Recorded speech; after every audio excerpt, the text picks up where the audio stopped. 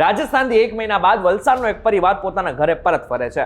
હવે જેવો એ ઘરે પરત ફરે છે કે તરત જ એની નાની ફૂલ જેવી દીકરીને અમૂલનું મેંગો શ્રીખંડ ખાવું હોય છે. એટલા માટે થઈને પિતા ડીમાર્ટ પહોંચે છે. ડીમાર્ટમાંથી અમૂલનું મેંગો શ્રીખંડ ખરીદે છે અને સીધા ઘરે આવી જાય છે. પરંતુ જ્યારે દીકરી એ મેંગો શ્રીખંડ ખોલે છે તો અંદર શું હોય છે? અંદર હોય છે ફૂગ. અને જો એ ફૂગવાળો શ્રીખંડ એ દીકરીએ ખાધો હોત ને ચોક્કસથી એ દીકરી બીમાર પડત. પરંતુ આ બાદ પિતા એ ડીમાર્ટમાં ફરી એકવાર જાય છે.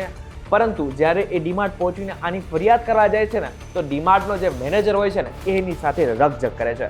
પણ આ બાદ જે પિતાએ કર્યું ને એ દરેક વ્યક્તિએ કરવું જોઈએ કે જ્યારે એની સાથે આવી કોઈ પણ ઘટના બને. આજના વિડીયોમાં આપણે એ ઘટના વિશે તો જાણશું, પરંતુ તમારા ફૂડમાં આવી કોઈ પણ ઘટના બને, એટલે કે ફૂડ બગડેલું નીકળે કે પછી એક્સપાયરી ડેટ વાળું નીકળે, તો તમે ક્યાં ફરિયાદ કરી શકશો ને એ આપણે જાણીશું આજના વિડીયોમાં.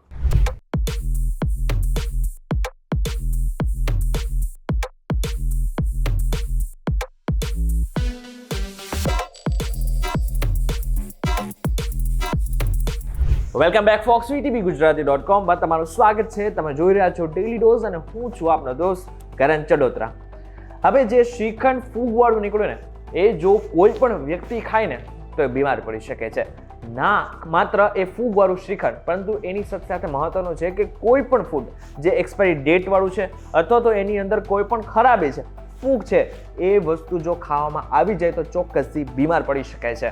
જો આવું ફૂડ ખાવામાં આવે ને તો વ્યક્તિને ઝાડા ઉલટી, પેટમાં દુખવું, માથું દુખવું, ચક્કર આવવા અને જો આ ફૂડ પોઈઝનિંગ વધી જાય તો મોત પણ થઈ શકે છે. આ સાથે અહીં સમજવા જેવી વાત એ છે કે ડીમાર્ટે પોતાની ભૂલ તો સ્વીકારી નહીં, પરંતુ અમૂલ જેવી મોટી બ્રાન્ડ આ ભૂલ કઈ રીતે કરી શકે ને એના ઉપર સવાલ ઉભા થઈ રહ્યા છે. હવે પિતાને જેવી ખબર પડી ને કે જે શ્રીખંડ છે એમાં ફૂગ છે તો તરત જ એ ડીમાર્ટ પહોંચે છે અને ફરિયાદ કરે છે. પરંતુ જેવી ફરિયાદ કરવાની કોશિશ કરે છે કે ત્યાં રહેલો બ્રાન્ચનો મેનેજર એની સાથે રકઝક કરવા માંડે છે. આ બાદ એ જે વ્યક્તિ છે ને એ ગભરાતો પણ નથી અને નથી ડરતો. આ બાદ એક વસ્તુ એ કરે છે, એની પાસે જેટલા પણ ડીમાર્ટમાં રહેલા જે મેંગો શ્રીખંડના સેમ્પલ છે ને એ બધા જ ઉપાડી લે છે અને પોતાની ઘરે લાવે છે. અને આ બાદ એ ફરિયાદ કરે છે FSSAIમાં, એટલે કે ફૂડ સેફ્ટી સ્ટાન્ડર્ડ ઓફ ઇન્ડિયામાં એ ફરિયાદ કરે છે.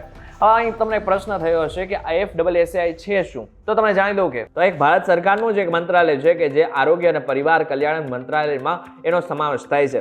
જેનું મુખ્ય કામ એટલું જ છે કે જે પણ વસ્તુ, જે ખાવા જેવી વસ્તુ છે જે ભારતમાં બને છે એને ચેક કરીને એને લાયસન્સ આપવાનું હોય છે.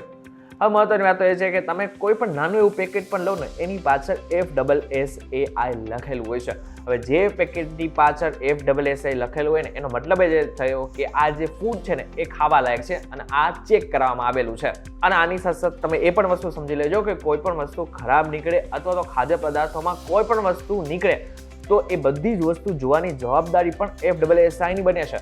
એટલે કે આ વસ્તુ જે ખરાબ નીકળી છે એ શા માટે નીકળી છે, કોનો વાંક છે, એ બધી જ વસ્તુ ચેક કરવાની જવાબદારી પણ FSSAIની હોય છે. તો સૌથી પહેલા એ સમજી લો કે 4 રીત છે કે જેના દ્વારા તમે FSSAIમાં ફરિયાદ કરી શકો છો. પહેલું ઓફલાઈન, બીજું ઓનલાઈન, ત્રીજું ટોલ ફ્રી નંબર આપેલા છે એ, અને ચોથું એપ્લિકેશન દ્વારા તમે આની ફરિયાદ કરી શકો છો. જો ઓફલાઈનની વાત કરીએ ને તો જો તમારે ઓફલાઈન ફરિયાદ કરવી હોય ને તો ભોજનના સેમ્પલને FSSAIના નજીકના લેબમાં લઈ જાઓ, જરૂરી માહિતી આપી દો. તમે જ્યારે ફરિયાદ કરો છો ત્યારે તમારે લેબ ટેસ્ટના પૈસા તમારે ખુદને જ આપવાના છે.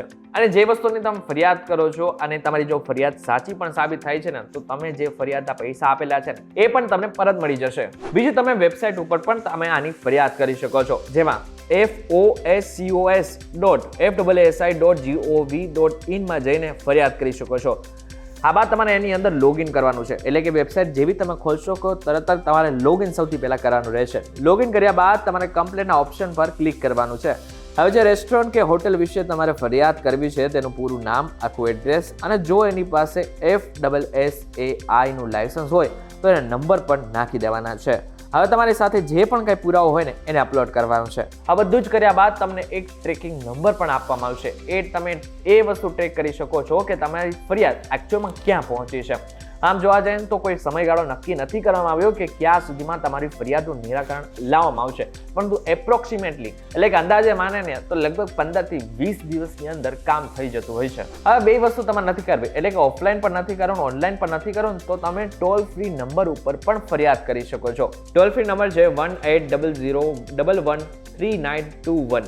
આ સાથે જ એપ્લિકેશન પણ છે કે જેનું નામ છે ફૂડ સેફ્ટી કનેક્ટ, પરંતુ આ એપ્લિકેશન એટલી બધી ધીમી છે કે તમે આના ઉપર જશો જ નહીં. અમે બેટર ઓપ્શન કહીએ છીએ કે તમે ડાયરેક્ટ જઈને વેબસાઇટ ઉપરથી આ બધી જ ફરિયાદ કરો, જેથી તમને ફટાફટ તમારી જે પણ ફરિયાદ છે ને એનું નિરાકરણ આવી શકે. આ બધું જ થયા બાદ તમને કદાચ એ પણ પ્રશ્ન થતો હશે કે શું એક્સપાયરી ડેટ વાળી વસ્તુ જો આપણી સુધી પહોંચે તો જ આપણે એની ફરિયાદ કરી શકે? તો ના, એવું નથી. ઘણી બધી બીજી ઘટનાઓ પણ છે કે જેના દ્વારા તમે FSSAIમાં ફરિયાદ કરી શકો છો.